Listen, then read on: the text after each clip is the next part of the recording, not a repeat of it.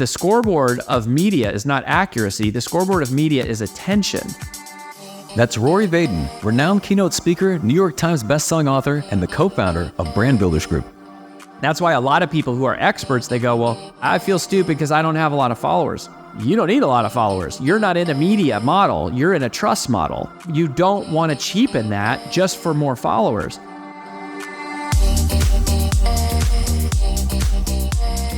I'm Michael Mogul, founder and CEO of Crisp, the nation's #1 law firm growth company. I've built my business through practice, not theory. Crisp started with just $500 to my name and has grown to over 8 figures in revenue over the last few years, earning a spot on the Inc. 500 list of the fastest growing private companies in America. Our approach has been to take everything we've learned about generating massive growth within our own organization and help the country's most ambitious and committed law firm owners do the same for theirs. In each episode of this podcast, I sit down with innovative market leaders from the legal industry and beyond to learn from those who thrive in the face of adversity, challenge the status quo, and define what it means to be a true game changer. I sat down with Rory Vaden to discuss why personal brands aren't just for YouTubers and TikTokers, how leaders can develop and maintain trust with their audience over time, and why reputation precedes revenue.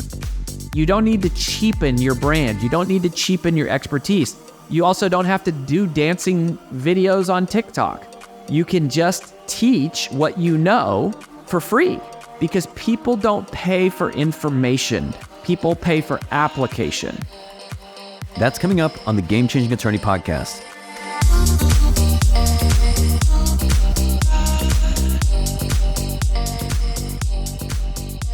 Before we begin today's episode, I want to remind you that we aren't beholden to any sponsors or run any ads on this podcast. This allows us to present all of our episodes raw and unfiltered. I'm not going to push any made-to-order meal services on you or try to save you any money on your car insurance. That being said, I have one small request. If you receive any value from this podcast, please give it a 5-star review. Pay the fee so we can keep this podcast free. All right, Rory, welcome to the podcast. Michael, thanks, man. It's an honor to be here. I love your whole business and what you're about, and your reputation precedes you, friend. I've heard so many good things about you. Well, I appreciate you saying that. And as you know, you've got a pretty diverse background. You're the co-founder of the Brand Builders Group. You're a best-selling author. You're a renowned keynote speaker. I'd love it if you just open things up. You could just share a bit of that journey that led you to where you are today. I've been infatuated with success and influence really my whole life. And I would consider my area of study the psychology of influence. And part of that started from the lack of influence that I had and my family had growing up. I was raised by a single mom. My mom got pregnant when she was in high school. She had my brother. A few years later was divorced from his dad. She actually had 2 abortions. Then she had me, and then my biological father was gone 6 months after I was born. And so she was the single mom, 2 kids, no college degree, in her early 20s, like trying to make ends meet. But we always had a lot of love. We had a lot of faith. And I started wondering, like growing up, why did some families have money, and why were some people so influential, and how come some people got into nice schools and got better jobs and had bigger homes and nicer cars, and where did that all come from? And I did martial arts when I was young. I became the youngest black belt in Colorado to ever get beaten up by a girl when I was 10 years old. So that's a true story. And then I got involved in direct sales. Was going door to door, 14 hours a day, 6 days a week through grad school, through undergrad and grad school. But I made about $250,000 in my summers doing that, and used that to start our first company, which was a sales coaching business straight out of grad school. Grew that to 8 figures. We had about 200 team members, sold that in 2018. Along the way, I had become a New York Times bestselling author when I was 29 years old. And then I was the youngest person in history to get inducted into the Professional Speaking Hall of Fame. And I had a TED Talk go viral in 2015 that was called How to Multiply Time, which is based on my second book. And so when we sold our company in 2018, the sales coaching business, fully expected to not work for a while. But I had a friend named Lewis Howes who I had met because when my first book hit the New York Times, I was on Lewis's podcast, and we're the same age. And I said, hey, you should write a book too. And if you want to know how we pulled this off, I'll share it with you. And we became friends. And then we lost touch with each other.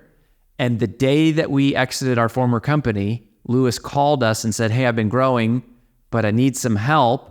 I'd love to have your brain on the strategy of my personal brand. And so in 2018, we kind of took Lewis on as just like a side project. Well, we were a part of the team that helped him go from 30 million downloads to 500 million downloads in 2 years. And he was the one that said, this has to be your new business. I know so many people who are mission-driven messengers is what we call them. People who want to make a difference in the world. They don't care about vanity. They don't care about ego. They care about making an impact, but they have no idea how to create a message, how to create books, how to create podcasts, how to create emails and social media and automation infrastructure.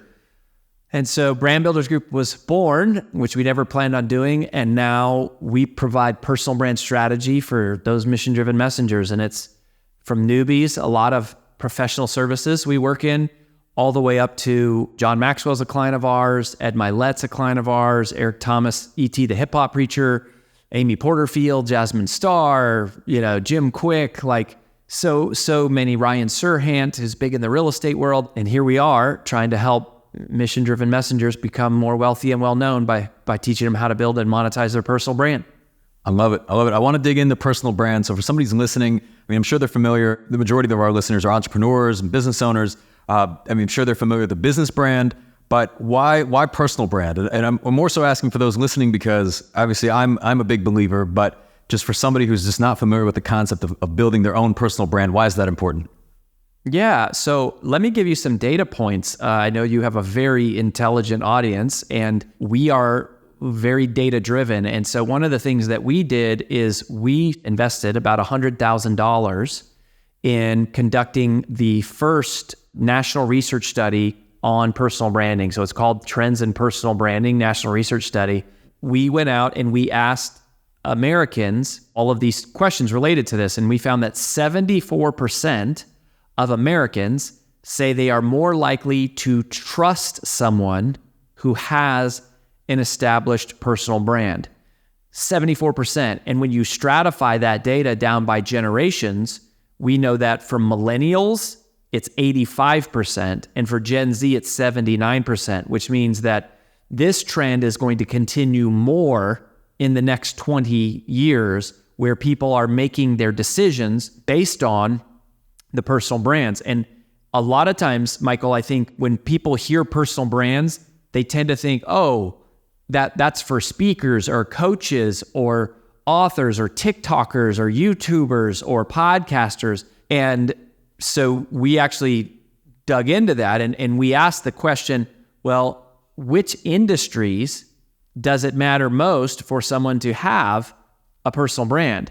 And some of the data behind this is absolutely shocking because the very industries that you wouldn't think would matter, but they do matter, there's a really big reason why. So this was the question we asked. How important is it to you that each of the following have an established personal brand? So the number one profession today that people say they want to have an established personal brand is their doctor. 61% of Americans say they want their doctor to have an established personal brand. Number two is their employer. 59% of Americans say it matters to them that their employer has an established personal brand, that they know who they are, they can see who they are in real life. Number three, out of all industries, according to the general population of America, is lawyers. 58% of Americans say they want their lawyer to have an established personal brand. Next down from that is financial advisors, bankers, insurance agents. And here's what we discovered. It's really simple. Even though on the surface, we all think, oh, personal branding is for YouTubers and TikTokers, in reality, it's not. The higher the requirement for trust in your trade or profession, the more important having an established personal brand becomes. And a lot of that comes down to understanding what a personal brand is, which we now define based on the data that came out of the study. that people think of personal branding as like, oh, that's social media, or it's your website, or it's your fonts, or it's your logo, it's like your colors. And to us, we go, no, this is much more fundamental than that. The way that we define it is that personal branding today is simply the digitization of your reputation. The number one way that people are monetizing their personal brand today is not information products. It's not brand deals. The number one way that personal brands are monetizing today is they're just using their personal brand to drive leads into their existing business for the thing they already do. That is the fastest path to cash. It's the most effective one, and it aligns up with the data. So for your audience in particular, which I have never been in front of a group of just lawyers like this having this conversation, it's fun to do it because it's like it's hyper relevant to the way that y'all operate and to the future of how this at least the data says that this industry is headed. And Rory, I'm curious, how does somebody know if they have an established personal brand? Is it the kind of thing that if you have to ask the question, you probably don't? Everyone has a personal brand because everyone has a reputation. And I really want to anchor that connection for people to go, you can't ask the question, do I have a personal brand? That'd be like saying, do I have a reputation? I mean, it's like, is it by default or by design? One. Right. Yeah. It's just, is it the one by design? Is it the one you want to have? And is it one that a lot of people know about? And a lot of people think they have a revenue problem, but in reality, reputation precedes revenue. If I don't know about you, I can't buy from you. And so this isn't a vanity game. This isn't like a fame game. This is nothing about that. It's going, you can't serve people if they can't find you. In many ways, you'll know if you have an established personal brand by how many warm inbound leads are you generating. One of our frameworks that we like to talk about is something that we call Sheehan's Wall. In any vertical, in any industry, there's two groups of people. There are those who are unknown, so they're struggling with obscurity, right? That they're not recognized in the lexicon or in just like the general population. People don't know them. Then there are the people who are well-known. They have notoriety, right? So these would be Oprah, The Rock, also like Tony Robbins or Mel Robbins or Gary Vaynerchuk or Brene Brown, people who are recognizable. And in between these two groups is this huge invisible wall that we call Sheehan's Wall because we named it after Peter Sheehan, who's a colleague of mine who originally kind of gave me the initial structure of this framework. And then we've adapted it to personal brands, but he didn't name it after himself. We named it after him, just in homage to him. But the way this works is what most people do who are unknown, they're on one side of the wall. They look at the people who are well-known and they try to emulate what they do. And so someone goes, oh, I want to build a personal brand. So they look at Gary Vaynerchuk, right? Or Tony Robbins. And they go, oh, Gary Vaynerchuk talks about all these topics, right? He talks about Web3 and music and sports and entertainment and social media and business and investing. And Tony Robbins has conferences on like Date with Destiny, which is like relational and it's business mastery, and then it's money mastery, and it's personal development, unleash the power within. And he's got a book on health. And so we talk about all these topics because that's what they do. And we go, oh, well, I'll talk about a lot of topics. And then there's a lot of platforms we're trying to be on, right? So we're going, oh, I got to be on TikTok and Twitter X and Meta Facebook and podcasts and YouTube. So we're on all these different platforms. And then we have all these different audiences that we're serving because it's like grandma is following us and our buddies from high school are following us and my colleagues at the office and my current customers. But then also there's future customers. But then I also have like this side hustle maybe, or I have this hobby that I'm interested in. And then one of the biggest mistakes that people do is they hear what I think is some of the dumbest advice there is on the internet, which is you should have multiple streams of income. Nobody who got rich from multiple streams of income.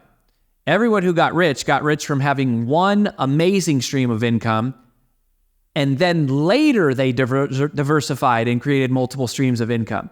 But we all start out and go, oh, let's launch a course and a membership site and certifications and assessments, and let's be a speaker and let's host a mastermind and all of these different things. And so what happens is we're talking to too many different audiences about too many different topics on too many different platforms with too many different revenue streams.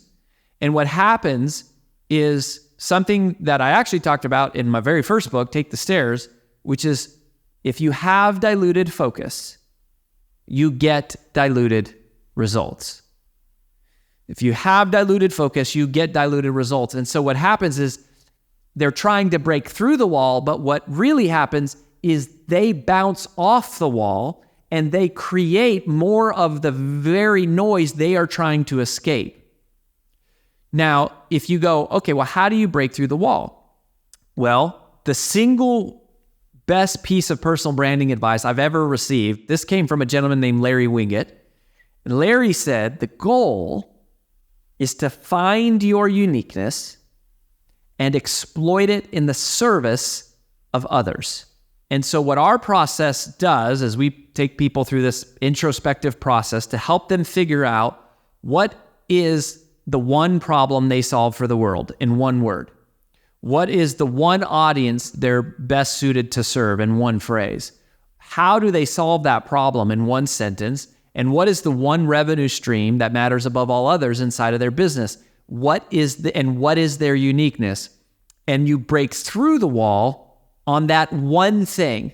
If you think of this metaphor as like an actual concrete wall, and let's say you're swinging a sledgehammer, if you hit all these different spots on the wall, nothing happens to that wall. You're just going to get frustrated. You're not going to damage the wall at all.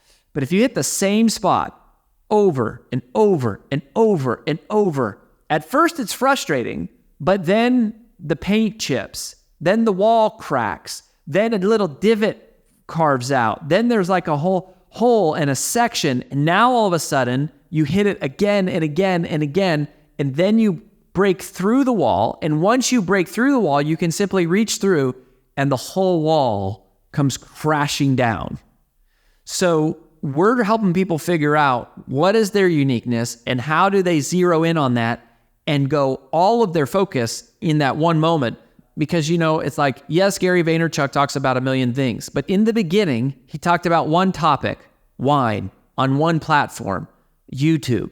Yes, The Rock has a tequila line and a clothing line and men's facial products, and he's an actor, and he's a comedian, and he's an investor. But in the beginning, he was a wrestler, and he broke through the wall by being a professional wrestler. That is true for everybody. I love it. Now, for somebody who's, is thinking to themselves like, yeah, I really need to build my personal brand, but I don't have really one today, at least not one by design. I'd like to have one tomorrow. What advice do you have for them in terms of like how long does this take, right? I'm sure that the results it depends and it varies just depending on what they're trying to do. And let's say in a professional services business, but it's certainly not an overnight type of thing. Yeah, it's just like how long does it take you to build a great reputation in real life, right? Like in the offline world. In some ways, it's that same thing. Now, the biggest personal brands in the world, in terms of the ones with the most audience, the biggest followers, the biggest podcasts, they're not necessarily the most gifted. They're not necessarily the most talented. They're not even the ones that are necessarily most divinely orchestrated. The people with the biggest personal brands today are the ones who have the most sophisticated systems. They have the most sophistication on their content creation, and they're measuring everything and they're optimizing everything to reach more people. It's much more of a science than it is an art. We make it into a science and layer the science on top of the art, but the science is much more predictable. Everything from becoming a New York Times bestselling author. We've helped 5 people do that last quarter.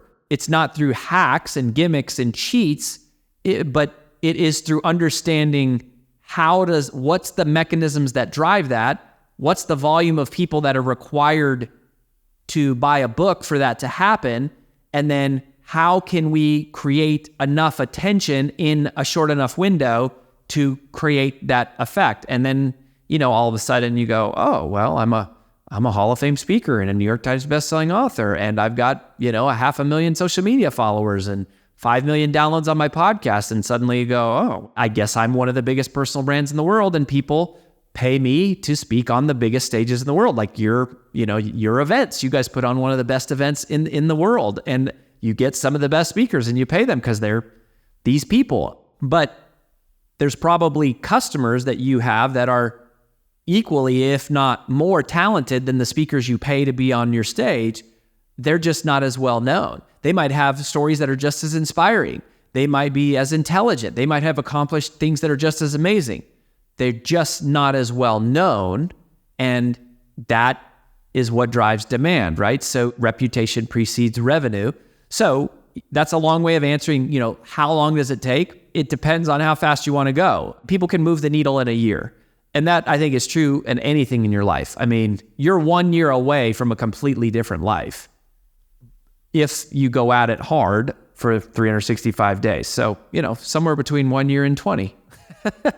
I like it. And Rory, I know you mentioned a lack of focus as a pretty common mistake. What are some other mistakes that you see, leaders and entrepreneurs make when they're trying to build their personal brands, and what are some things they can do to avoid, some of these pitfalls?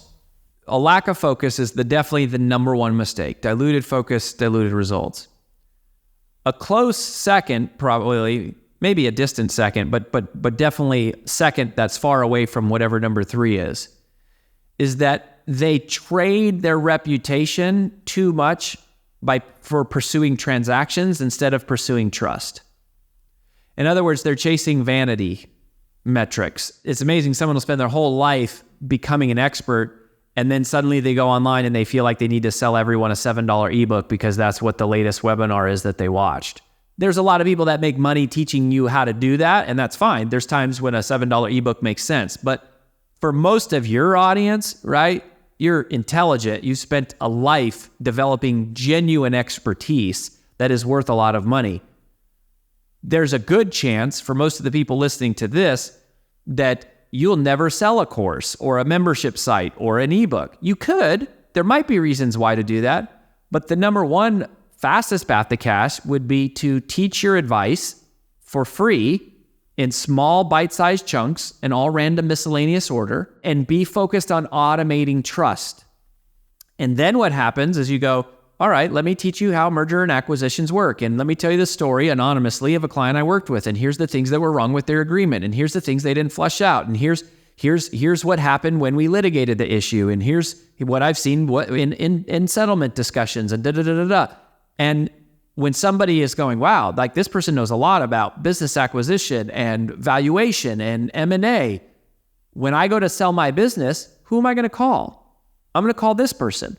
You don't have to sell me a course. I don't need a course. I need you to sell my company. You didn't get paid for years of producing all of that content, but you got paid millions of dollars off of one customer who followed you, and you automated trust. And so that's where I think you don't need to cheapen your brand. You don't need to cheapen your expertise. You can just be an expert. You also don't have to do dancing videos on TikTok. You can just teach what you know for free. You can teach everything you know for free because people don't pay for information anyways. People pay for application. Information is available all over the place. So people aren't paying for information. They're paying for application. They want it done for them. And the more they learn about it, the more they learn how complicated and nuanced it is. And the more they're like, yeah, I just need to hire someone to solve this problem for me. So that's what I think you're going to do is you're going to drive free calls. So don't cheapen it. So I would say be focused on automating trust. Don't be so focused on short-term transactions. It's long-term trust is so much greater than short-term transactions. And there's something about in real life, you would never just walk up to somebody off the street and be like, hey, I'm a lawyer. Do you need my services? Or try to sell them something. You would get to know them. You'd build a relationship with them. You'd try to add value to them. But yet somehow when we put a camera on people, they feel like they have to go into salesman mode somehow and start pitching everybody. And it's don't. Approach it more with the heart of a teacher and let your reputation speak for itself. Let your expertise speak for itself. And as you do that, people, they will trust you. And trust must take place before there's a transaction. And the tools of the day, the digitization of reputation, we just happen to live in the most amazing time in human history to be able to automate trust at scale. Yeah, man. I love that. One of the things I wanted to ask you about, I think we're aligned on this, but I guess we'll see once I ask the question, is that with how social media has grown, you're starting to see a lot of, I put in quotes influencers, right? And you see kids that when they grow up, they say, they ask them what they want to be, or a doctor, or a lawyer, and they say influencer. How important is it to hone your craft and hone your skills and develop your expertise to be a better thought leader? Yeah, it's hugely important. There's way too much focus on the width of our reach. People are overestimating the importance of the width of their reach, and they're underestimating the importance of the depth of their impact. Impact is only made by knowing something deeply and being able to really change somebody's life because you have a specific area of focus and expertise. Now, for the YouTubers, for some of them, that is their expertise, is media, is they're experts at attention. So that is their expertise, is they make money by eyeballs. And this has always been true about media. I mean, this is one of the ironies of media, is that being successful in media has nothing to do with accuracy. The scoreboard of media is not accuracy. The scoreboard of media is attention.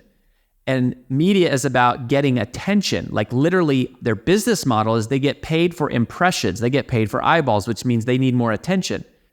How do you attract attention? Well, typically, if something is just accurate, that's not going to attract attention. That's not newsworthy because it's just accurate. What attracts attention is the superlative, the exaggeration, the myth, the scary, the polarizing, the angering. And so that's why a lot of people who are experts, they go, well, I feel stupid because I don't have a lot of followers. You don't need a lot of followers. You're not in a media model. You're in a trust model. You're in a truth model. You're in an actual business. You don't want to cheapen that just for more followers. Like, you don't need millions of followers to make millions of dollars. I mean, this is interesting, right? Like Brand Builders Group, we got 0 to 8 figures in 5 years.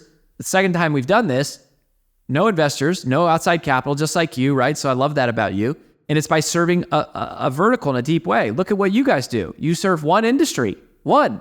Do the principles that you teach apply to other industries? You betcha. Do the business processes you teach apply to dentists and to chiropractors and to accountants? Sure they do. But what you want to do is not ask, who are all the people I can help? The question you want to ask is, who can I serve in the deepest way? How do I find my uniqueness like right now? Is there a shortcut? And the answer is yes. Now, we didn't know this shortcut when we started the company. We actually only realized this after we had worked with a couple thousand customers. And we noticed, Michael, a pattern that started to emerge. And it was really when we were scaling our team and we were trying to teach our team of strategists how they could start coaching our clients so that we could help more people.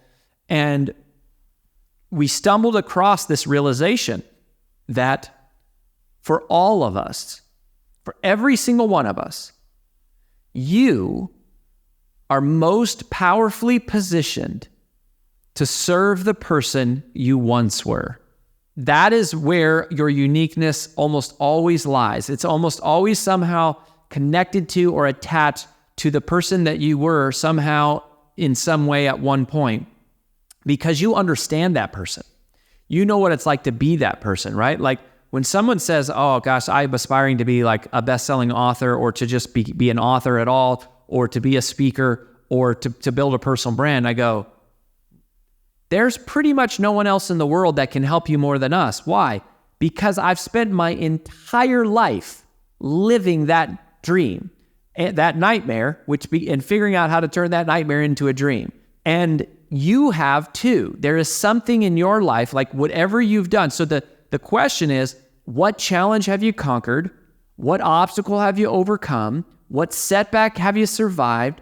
What tragedy have you triumphed over? Therein lies, in the answers to those questions, therein lies the intersection of your uniqueness. That is where your uniqueness lies.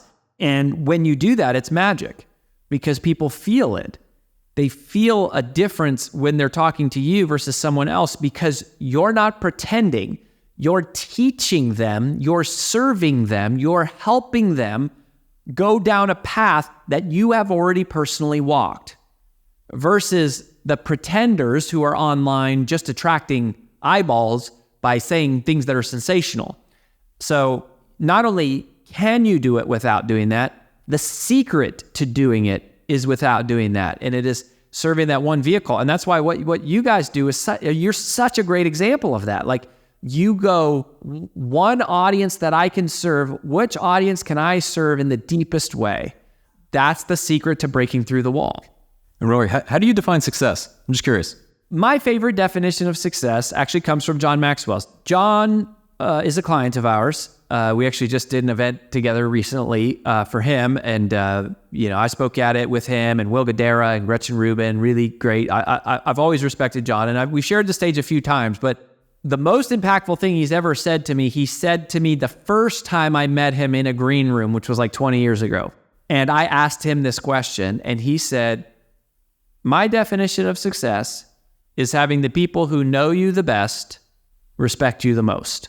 So that's my favorite definition still to this day. For me personally, I would adapt that slightly. Like if you really want to go there, I am a hardcore Bible thumping Jesus freak. I am. That's just what I love apologetics. I love challenging the evidence and the scrutiny of the life of Jesus of Nazareth. And I've spent, decades in my personal life diving into that. I used to basically be agnostic, and through challenging the evidence and investigating the archaeological support, the academic support, I became a believer. So, to me, it's that idea of like, well done, my good and faithful servant.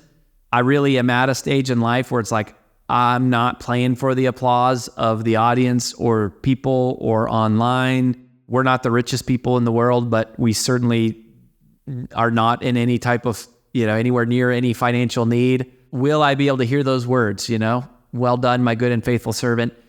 And that's what Brand Builders Group, even though we're not a nonprofit, we are a for-profit business. We're technically not a Christian company. Like technically we operate in a secular space. We have Muslims and atheists that are employees of our company. But for AJ and I, my wife is my business partner. She's the CEO. I'm more like the CMO. We feel that God told us, help my people be heard.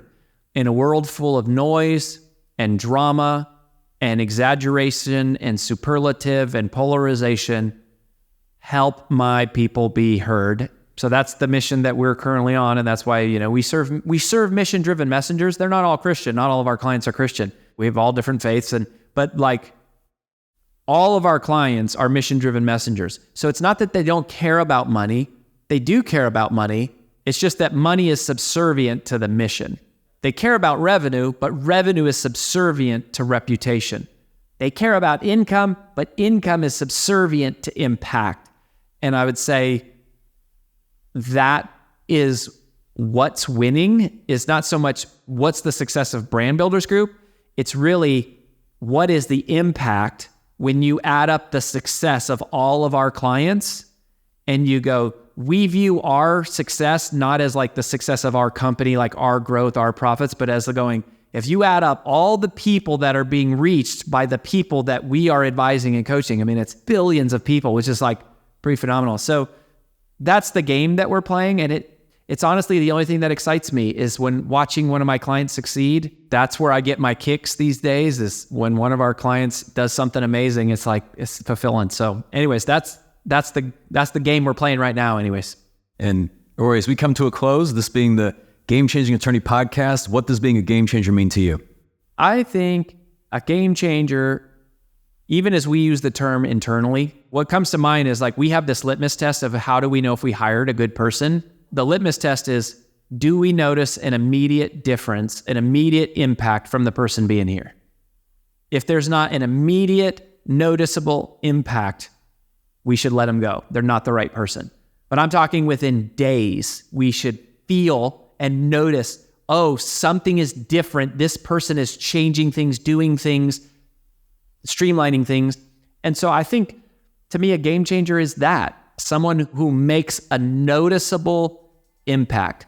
Somebody who alters the state of what would have happened in their absence. I want to give a huge thank you to Rory for taking the time to join us on the Game Changing Attorney podcast.